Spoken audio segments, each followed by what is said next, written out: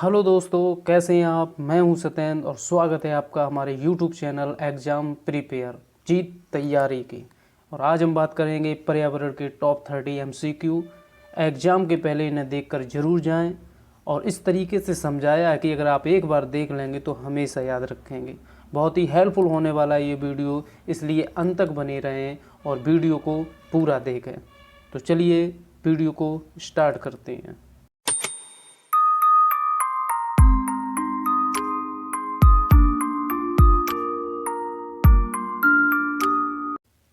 तो हमारा पहला क्वेश्चन है, भारत में पेल्कन पक्षी कहाँ प्रजनन करते हैं।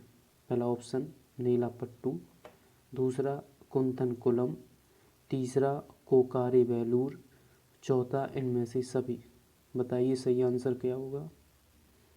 भारत में पेल्कन पक्षी कहाँ प्रजनन करते हैं, बताइए सही आंसर। तो इसका जो सही आंसर हो जाएगा कौन सा हो जाएगा, सही आंसर हो जाएगा हमारा डी। डी हमारा राइट आंसर हो जाएगा। ठीक है। नीला पट्टू कहाँ पे है, मतलब ये सभी ऑप्शन सही हो जाएंगे। नीला पट्टू कहाँ है, नीला पट्टू हमारा आंध्र प्रदेश में है। कहाँ पे है, आंध्र प्रदेश में। ठीक है, नीला पट्टू हमारा आंध्र प्रदेश में है।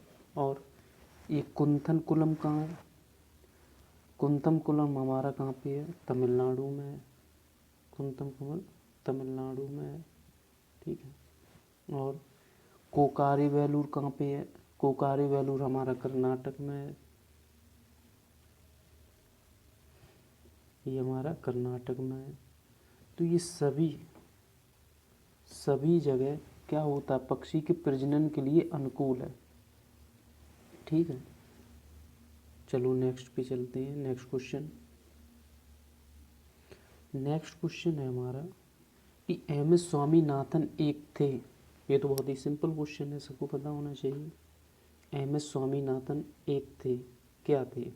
पत्रकार थे, कृषि वैज्ञानिक थे, पारिस्थितिकी वैज्ञानिक थे, पक्षी वैज्ञानिक थे। बताइए कौन सा सही हो जाएगा। तो सबको पता होगा कि एम एस स्वामीनाथन कौन थे, कृषि वैज्ञानिक। कौन सा सही हो जाएगा, कृषि वैज्ञानिक। देखिए एम एस स्वामीनाथन के बारे में कुछ जान लीजिए। इम्पोर्टेंट फैक्ट कि इनका जो जन्म हुआ था ना 7 अगस्त 1925 में हुआ था। कब हुआ था, 7 अगस्त 1925 में हुआ था स्वामीनाथन का जन्म। कहाँ पे हुआ था, तमिलनाडु के कुंभकोणम में। तमिलनाडु में हुआ था। कहाँ हुआ था, तमिलनाडु में इनका जन्म हुआ था, तमिलनाडु के कुंभकोणम में। इन्हें भारत में हरित क्रांति का जनक कहा जाता है। क्यों इम्पोर्टेंट है, क्योंकि हरित क्रांति का इनको जनक कहा जाता है। Father of green revolution in India.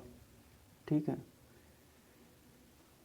ये वर्ष 1972 से वर्ष 1979 तक भारतीय कृषि अनुसंधान परिषद के महानिदेशक और 79 से 80 तक कृषि मंत्रालय में मुख्य सचिव थे। ठीक है, इसलिए ये इम्पोर्टेंट है। कौन, एम एस स्वामीनाथन। चलिए चलते हैं नेक्स्ट क्वेश्चन पे। नेक्स्ट क्वेश्चन है हमारा, world life institute of India कहाँ स्थित है। बताइए, नई Delhi, Coimbatore, Ahmedabad, Dehradun. Life institute of India कहाँ स्थित है, बताइए कहाँ है। तो इसका सही आंसर हमारा हो जाएगा देहरादून। कहाँ पे है, देहरादून में।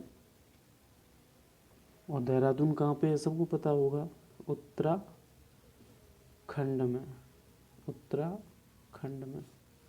ठीक है, चलिए चलते हैं नेक्स्ट क्वेश्चन पे।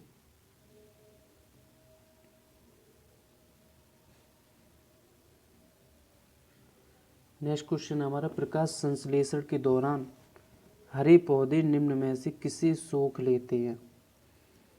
पहला ऑप्शन है हीलियम, दूसरा ऑप्शन है नाइट्रोजन, तीसरा ऑप्शन है कार्बन डाइऑक्साइड, चौथा ऑप्शन है ऑक्सीजन। बताइए प्रकाश संश्लेषण के दौरान हरे पौधे किसको सोख लेते हैं? आई थिंक सबको पता होना चाहिए इसका आंसर, सिंपल क्वेश्चन है। तो इसका हमारा सही आंसर कौन सा हो जाएगा? सी। कार्बन डाइऑक्साइड को सोख लेते हैं और छोड़ते क्या है? O2 छोड़ देते हैं और CO2 सोख लेते हैं, O2 को छोड़ देते हैं। ठीक है, चलो चलते हैं अगले क्वेश्चन पे।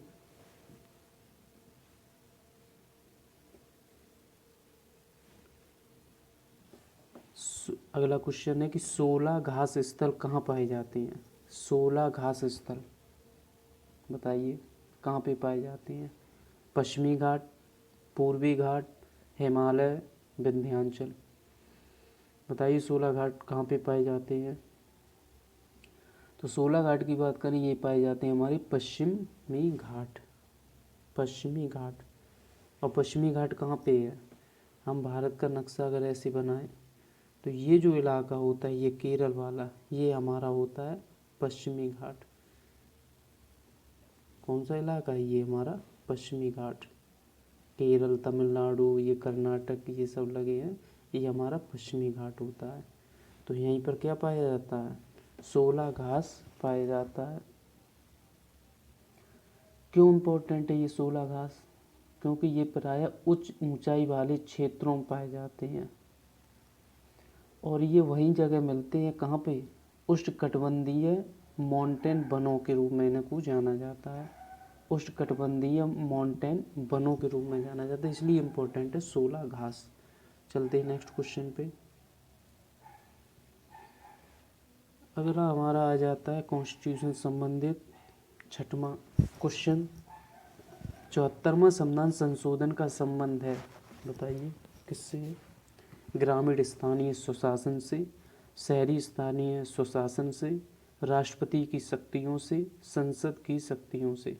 बताइए 74वां संविधान संशोधन हमारा किससे संबंधित है? राइट आंसर क्या हो जाएगा? बताइए सही आंसर। तो इसका सही आंसर हो जाएगा हमारा कौन सा? बी। बी हमारा सही आंसर हो जाएगा। 74वां संविधान संशोधन जो है शहरी स्थानीय स्वशासन से है। और ये कब संशोधित हुआ था, कब लागू हुआ था? तो ये 74वां संविधान संशोधन अधिनियम 1992 के द्वारा संविधान में भाग 9 काक में जोड़ा गया था, जो शहरी स्थानीय स्वशासन से संबंधित है। ठीक है, चलते हैं अगले क्वेश्चन पे। अगला क्वेश्चन है हमारा वर्षा जल संग्रहण क्या है? वर्षा जल संग्रहण क्या है? उपयुक्त जल का संग्रहण और भंडारण। दूसरा ऑप्शन वर्षा जल का जमाव और भंडारण। तीसरा पानी का वितरण। चौथा प्रयुक्त में से कोई नहीं। बताइए क्या सही आंसर होगा? वर्षा जल संग्रहण क्या है?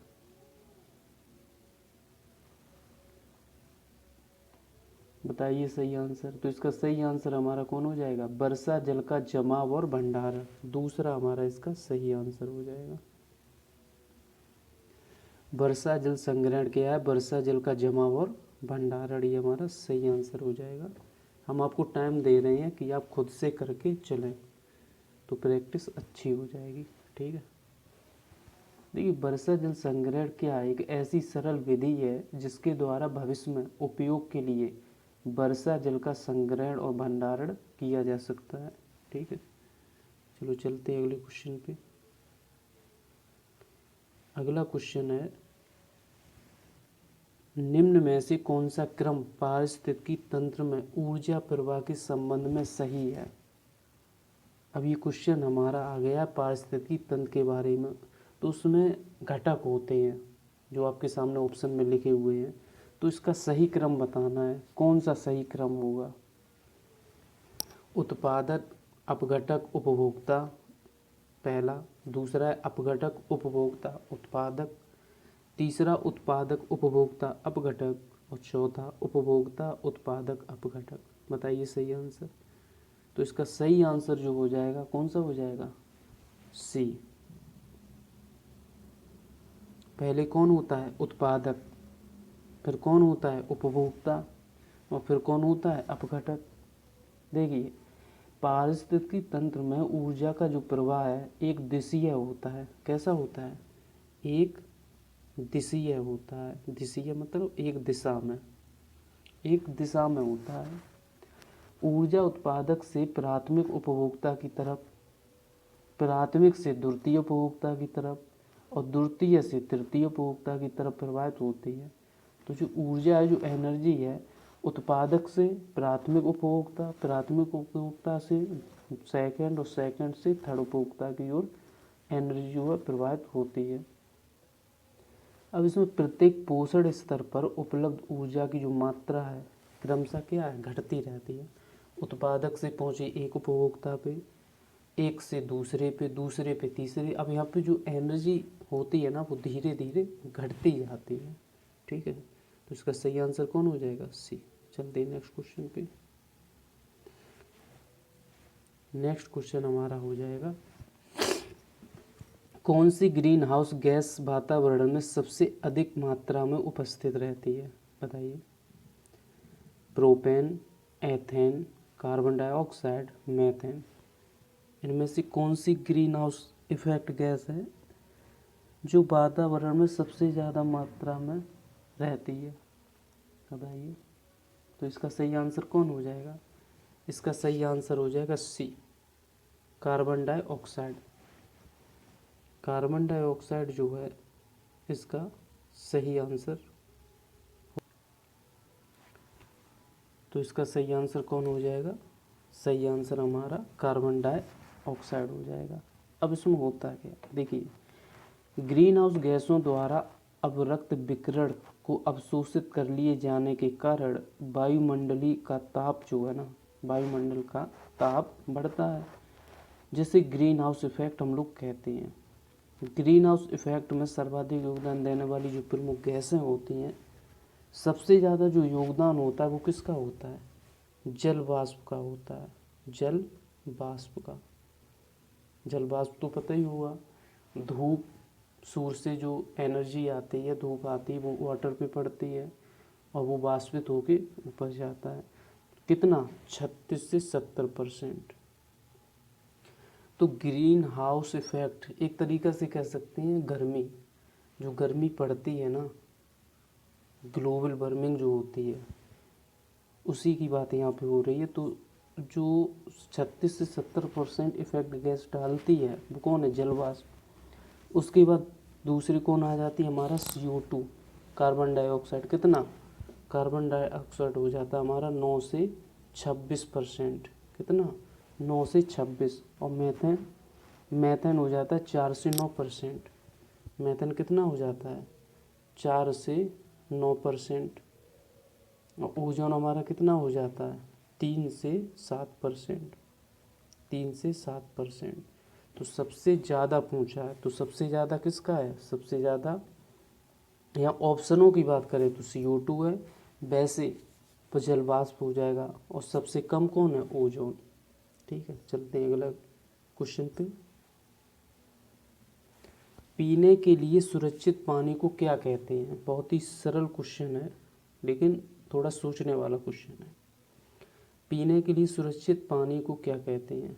पीने योग्य पानी, आशुद्ध जल, ताज़ा जल, नल का पानी। बताइए। तो इसका आंसर क्या हो जाएगा? इसका आंसर हो जाएगा पहला, पीने योग्य पानी को क्या कहते हैं? पीने योग्य सुरक्षित पानी को पीने योग्य पानी कहते हैं। ठीक है, चलते नेक्स्ट क्वेश्चन पे। भारतीय संविधान में विधि का शासन विचार कहाँ से लिया गया? बहुत अच्छा क्वेश्चन है, बताइए। बताइए सही आंसर क्या होगा? भारतीय संविधान में विधि का शासन विचार कहाँ से लिया गया है? अमेरिका से, इंग्लैंड से, स्विट्जरलैंड से, आयरलैंड से? बताइए। तो इसका सही आंसर क्या हो जाएगा? England, B. ठीक है। देखिए, भारतीय संविधान में विधि का शासन जो है ना, विचार इंग्लैंड से लिया गया है। क्यों? क्योंकि ब्रिटेन के संविधान द्वारा संसदीय शासन पद्धति, क्या क्या लिया गया ब्रिटेन से?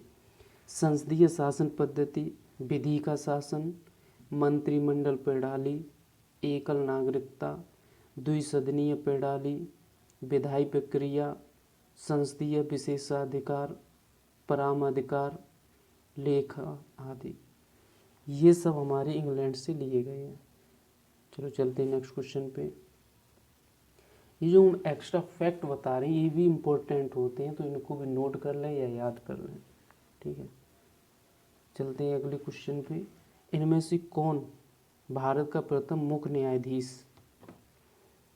पहला ऑप्शन एम पतंजलि शास्त्री, दूसरा मेहरचंद महाजन, तीसरा हीरालाल जेकानिया और चौथा एस आर दास। बताइए, पहला भारत का मुख्य न्यायाधीश इनमें से कौन सा? बताइए कौन है? तो इसमें जो हमारा सही आंसर हो जाएगा कौन हो जाएगा? सी, Hiralal Jekania. Justice H J Kania या हीरा लाल कानिया प्रथम मुख्य न्यायाधीश थे। भारत के वर्तमान में कौन है? बताइए कमेंट करके, वर्तमान में मुख्य न्यायाधीश कौन है? चलो चलते हैं नेक्स्ट क्वेश्चन पे। वन्य जीव सुरक्षा अधिनियम कब आया? बताइए। वन्य जीव सुरक्षा अधिनियम 1960, 1962, 1972, 1975। बताइए इसका सही आंसर क्या होगा?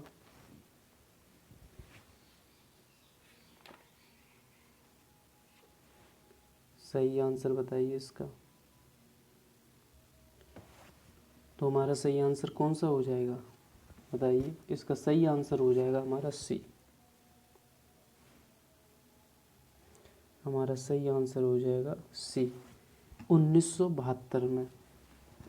देखिए, भारत सरकार ने देश के वन जीव की रक्षा करने और प्रभावी ढंग से अवैध शिकार, तस्करी, वन जीव, उससे उत्पन्न जो अवैध व्यापार हैं उन पर नियंत्रण करने के लिए वन जीव संरक्षण अधिनियम आया था 1972 में। और इस अधिनियम को वर्ष 2003 में, कब? वर्ष 2003 में क्या किया गया? संशोधित करते हुए कानून के तहत अपराधों के लिए सजा और जुर्माना अधिक कठोर बना दिया गया। क्या कर दिया गया?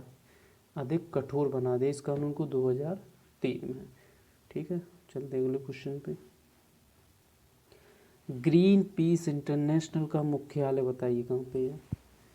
ग्रीन पीस बताइए कहाँ पे है? न्यूयॉर्क में, सिडनी में, एम्स्टर्डम में, नागासाकी। ग्रीन पीस, तो इसका सही आंसर क्या हो जाएगा? एम्स्टर्डम में। एम्स्टर्डम में हमारा जो है क्या है? ग्रीन पीस इंटरनेशनल मुख्यालय है। ठीक है। देखिए, ग्रीन पीस एक वैश्विक पर्यावरण संगठन है जिसका मुख्यालय एम्स्टर्डम, और एम्स्टर्डम कहाँ पे है? नीदरलैंड में। कहाँ पे है? नीदरलैंड में। ठीक है, नीदरलैंड में हमारा एम्स्टर्डम। इसके अलावा 55 से अधिक देशों में 26 स्वतंत्र राष्ट्रीय और क्षेत्रीय कार्यालय हैं। इस संगठन की स्थापना कब हुई थी? कब हुई थी? कहाँ पे हुई थी? तो इस संगठन की स्थापना हुई थी 1971 में, कनाडा। ठीक है, चलते हैं अगले क्वेश्चन पे। पारिस्थितिकी तंत्र में ऊर्जा का मुख्य स्रोत क्या है? बताइए। पारिस्थितिकी तंत्र में ऊर्जा का मुख्य स्रोत क्या है? ATP, Surya Prakash, DNA, RNA. ये तो बहुत ही सिंपल क्वेश्चन है, ये तो पता ही होना चाहिए। बताइए। पारिस्थितिकी तंत्र में ऊर्जा का स्रोत क्या है? सूर्य का प्रकाश। पारिस्थितिकी तंत्र में ऊर्जा का स्रोत क्या होता है? चलते हैं नेक्स्ट क्वेश्चन पे। कोटोपैक्सी एक जागृत ज्वालामुखी है। कहाँ पे है ये कोटोपैक्सी? सिसिली, हवाई, एंडीज में, रॉकीज में। बताइए। ये सब पर्वत दिए हुए हैं, कहाँ पे है कोटोपैक्सी जागृत ज्वालामुखी है जो कहाँ है? सिसिली में, हवाई में, एंडीज में या रॉकीज में। बताइए कहाँ पे है।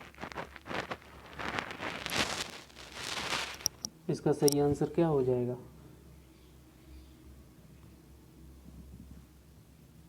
एंडीज में।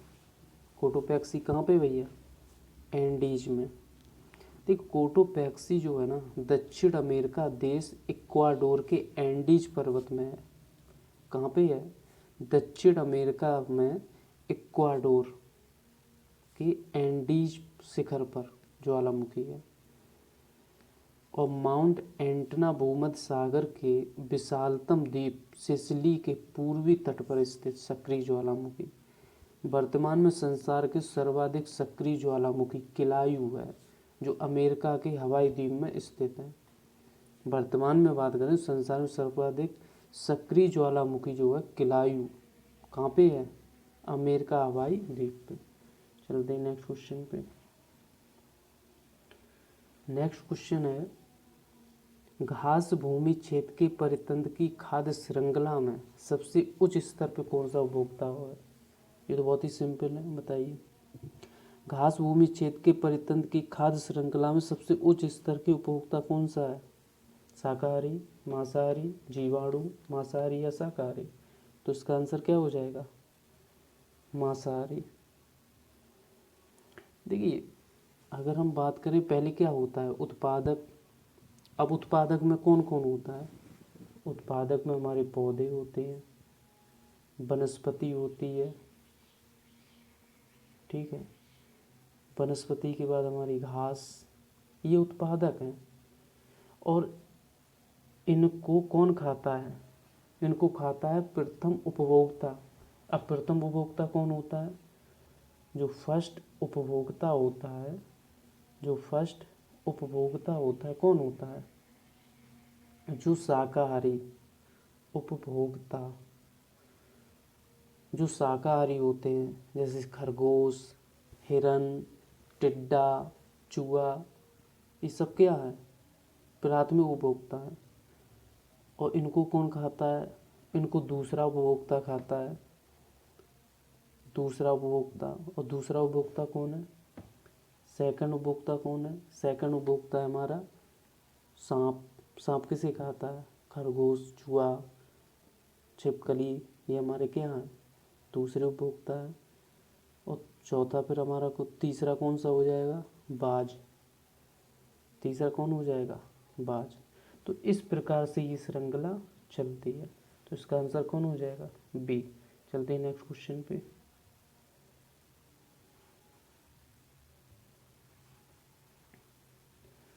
बहुत ही अच्छा क्वेश्चन आया है, बताइए। बहुत ही रिपीटेड क्वेश्चन है, आप इसे मोस्ट इम्पोर्टेंट कर सकते हैं।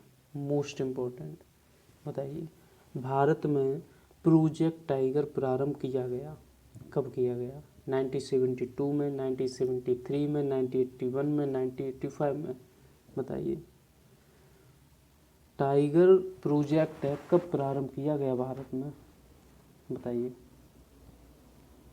1973। कब किया गया? 1973 में। देखिए वैज्ञानिक, आर्थिक, सौंदर्यपरक, सांस्कृतिक, पारिस्थितिकी दृष्टिकोण से भारत में बाघों की वास्तविक आबादी को बरकरार रखने के लिए लोगों की शिक्षा, मनोरंजन हेतु राष्ट्रीय धरोहर के रूप में इसके जैविक महत्व के क्षेत्र को रक्षित करने के उद्देश्य से केंद्र सरकार द्वारा प्रायोजित बाघ परियोजना 1973 से शुरू की गई थी, पता है। और अंतर्राष्ट्रीय टाइगर रिजर्व बताइए कब वो दिवस मनाया जाता है? बताइए। अंतर्राष्ट्रीय टाइगर दिवस कब मनाया जाता है? कब मनाया जाता है? 29 जुलाई को। कब मनाया जाता है? 29 जुलाई को। चलते हैं नेक्स्ट क्वेश्चन पे। अगला क्वेश्चन हमारा, आर्सेनिक द्वारा जल प्रदूषण सर्वाधिक है। आर्सेनिक द्वारा जल प्रदूषण सर्वाधिक है। उत्तर प्रदेश में, मध्य प्रदेश में, बिहार में, पश्चिम बंगाल। बताइए सही आंसर। तो सही आंसर हमारा क्या हो जाएगा? सही आंसर हो जाएगा बिहार में। बिहार में आर्सेनिक द्वारा सबसे ज़्यादा प्रदूषण होता है। ठीक है, चलते हैं नेक्स्ट क्वेश्चन पे।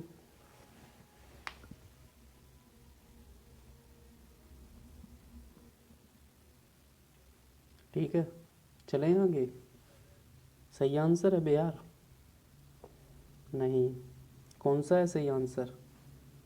सही आंसर हमारा हो जाएगा पश्चिम बंगाल। कौन सा हो जाएगा? पश्चिम बंगाल। ठीक है, देखिए आर्सेनिक एक गंधहीन और स्वादहीन उपधातु है। ठीक है, जो जमीन के सतह के नीचे बहुत अधिक मात्रा में पाई जाती है। भारत के विभिन्न राज्य, पश्चिम बंगाल, बिहार, झारखंड, उत्तर प्रदेश, असम आदि में जल प्रदूषण आर्सेनिक की वजह से होता है। और इन सब में जो सबसे ज़्यादा प्रभावित प्रदेश है वो कौन है?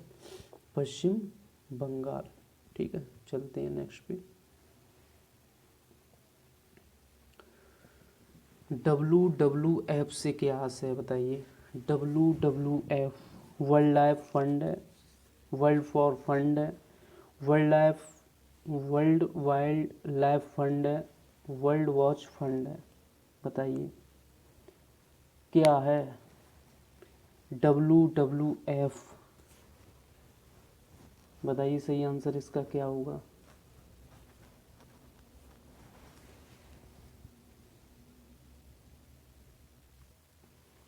कौन सा हो जाएगा सही आंसर?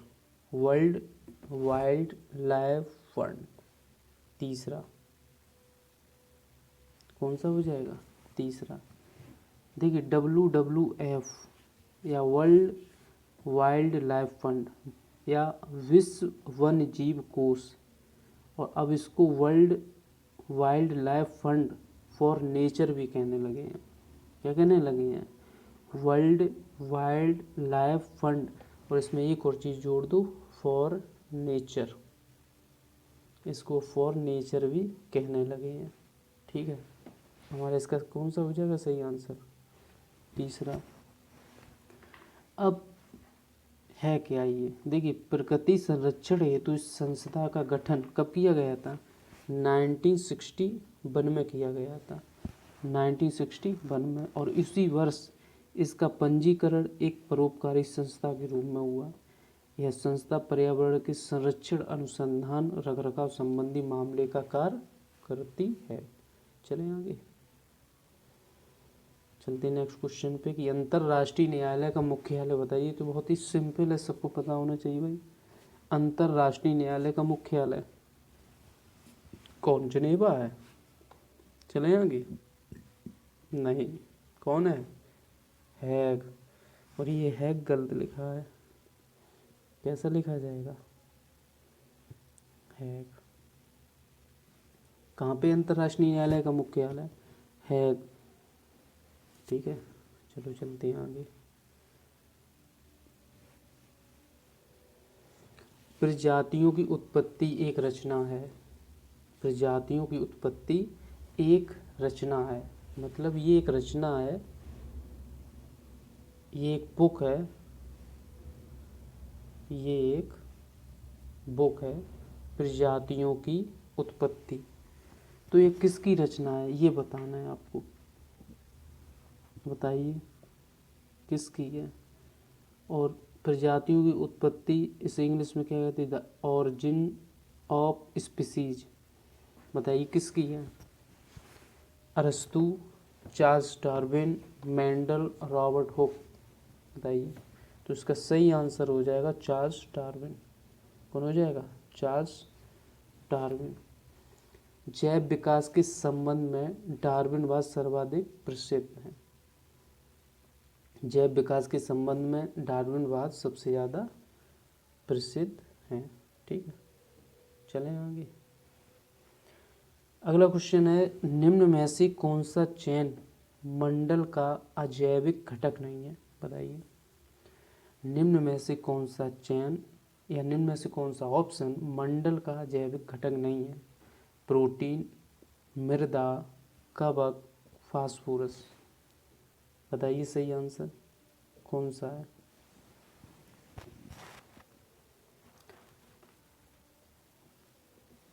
बताइए कौन सा है सही आंसर? कौन सा है? सी, कवक।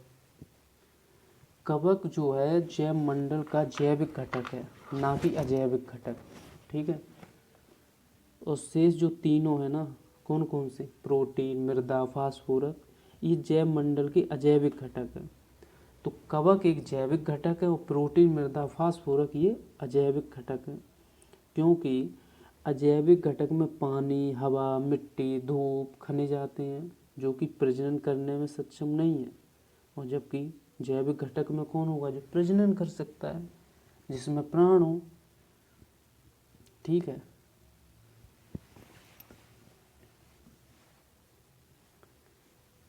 तो इसमें सही आंसर हमारा तीसरा हो जाएगा।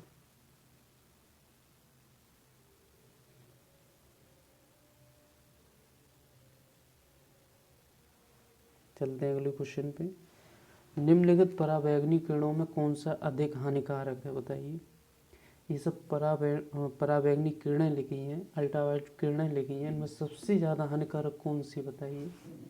UVA, UVB, UVC, उनमें से कोई नहीं। बताइए। तो इसमें से कौन सा सही आंसर हो जाएगा? तो इसका सी ही हो जाएगा, सी का सी, UVC। ये UVC। देखिए, पराबैंगनी किरणों में UVA, UVB सूर्य के प्रकाश से प्राप्त होती हैं, जिसमें UVA कम हानिकारक जबकि UVB अधिक हानिकारक, त्वचा कैंसर तक कर सकती है ये। ठीक है। जबकि जो सी है ना, जो व्यक्ति द्वारा कृत्रिम तरीके से कार्बन, लोहा, अन्य धातुओं के विद्युत आकार, मरकरी वेपर लैंप आदि से प्राप्त होती है, सबसे ज़्यादा खतरनाक है ये तो हमारी सूर्य से आती हैं ये, लेकिन ये हम लोगों ने बनाई भाई, इसलिए ये सबसे ज़्यादा डेंजर है। और मनुष्य तो है ही डेंजर सबसे ज़्यादा। चलते हैं अगले क्वेश्चन में। अगला क्वेश्चन है हमारा, प्रकाश संश्लेषण के प्रकाशीय चरण के दौरान डैश का ऑक्सीजन एवं डैश का अपचयन होता है। दो ऑप्शन है, पहले में क्या भरना, दूसरे में क्या भरना है? बताइए। प्रकाश संश्लेषण के प्रकाशीय चरण के दौरान डैश का ऑक्सीकरण एवं डैश का अपचयन होता है। बताइए इसका सही आंसर क्या है? तो इसका सही आंसर कौन हो जाएगा? फर्स्ट। प्रकाश संश्लेषण के प्रकाशीय चरण के दौरान जल का ऑक्सीकरण एवं NADP का क्या हो जाता है? अपचयन हो जाता है।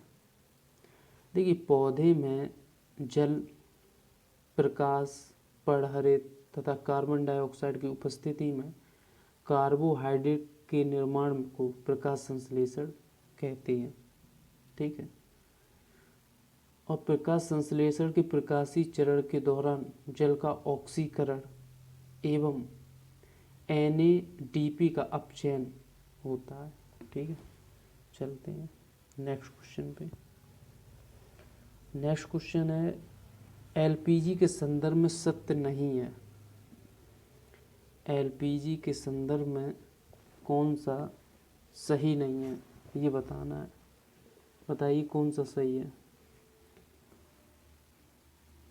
यह एक स्वच्छ ईंधन है, यह उच्च ऊष्मीय मान का है, यह नीली ज्वाला से जलने वाला है, यह मीथेन उत्सर्जन करने वाला है। अब इसमें एक गलत बताना, गलत कौन है? तो सीधा सीधा समझ में आ रहा कौन सा गलत है। कौन सा? ए? नहीं, डी। यह एक स्वच्छ ईंधन है, ये भी सही बात है। उच्च ऊष्मीय मान है, ये भी सही बात है। नीली ज्वाला में जलती, ये भी सही बात है। लेकिन ये मीथेन उत्सर्जन नहीं करती भैया, ये गलत बात है। हमारा कौन सा सही हो जाएगा? डी। देखिए एलपीजी लिक्विड पेट्रोलियम गैस एक ब्यूटेन और प्रोपेन का मिश्रण होता है। कौन सी गैस होती है इसमें? ब्यूटेन और प्रोपेन का, जिसे उच्च दाब पर द्रवित कर सिलेंडर में भर देते हैं और अत्यधिक ज्वलनशील होती है भैया। इससे होने वाली दुर्घटना से बचने के लिए इसमें क्या मिला देते बताइए? सल्फर के यौगिक मिथाइल मरकाप्टेन मिला देते हैं भाई, ताकि इसके रिसाव से गंदी, कैसी गंध आए? बहुत ही गंदी, बहुत ही बदबूदार गैस निकलती है। किसके कारण? मिथाइल मरकाप्टेन के कारण। तो इसका सही आंसर कौन हो जाएगा? डी। चलते हैं नेक्स्ट क्वेश्चन पे। सरिस्का राष्ट्रीय उद्यान बता दीजिए भाई। सरिस्का राष्ट्रीय उद्यान कहाँ पे है? बहुत ही सिंपल क्वेश्चन है भाई, यू बता दीजिए। सरिस्का राष्ट्रीय उद्यान पश्चिम बंगाल, गुजरात, राजस्थान, असम, कहाँ पे है?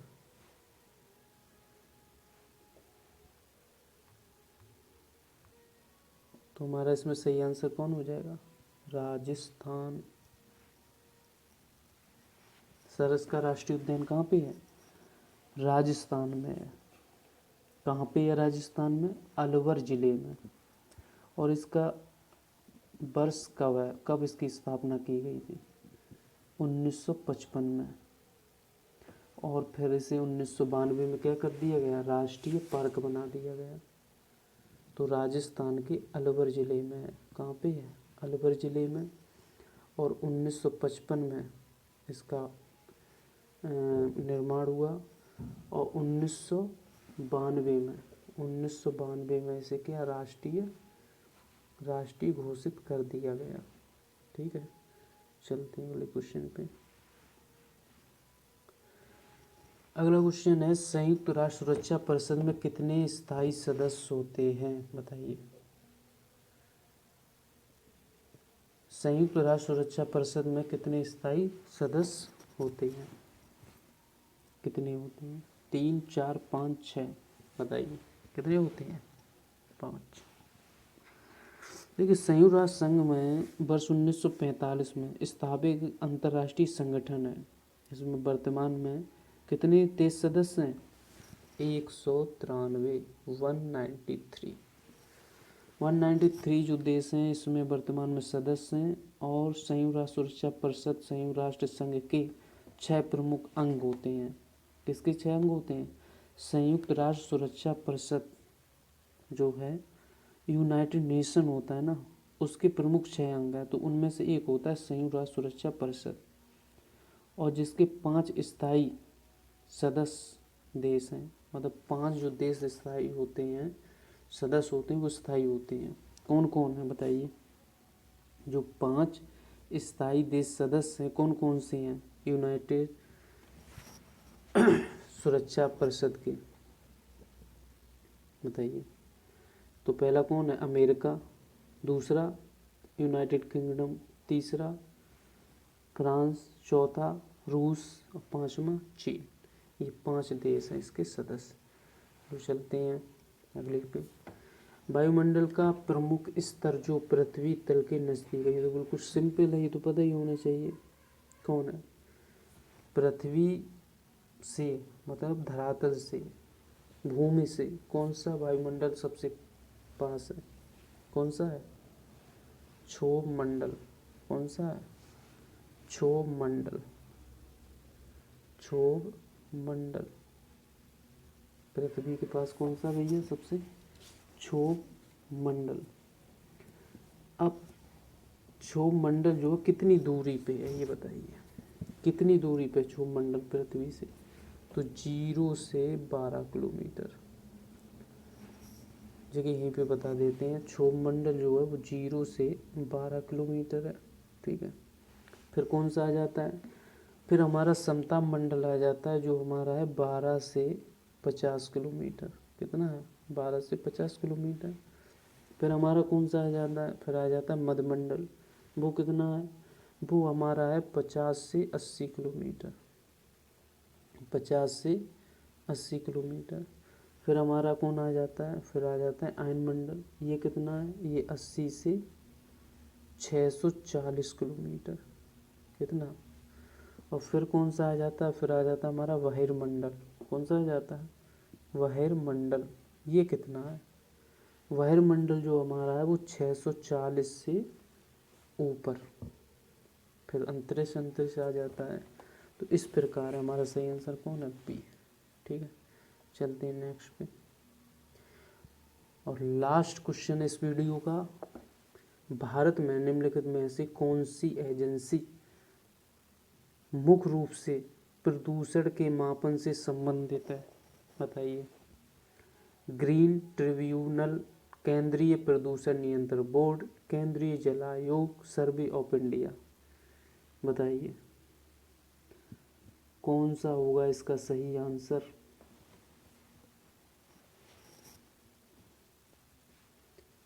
इसका सही आंसर कौन हो जाएगा, बी।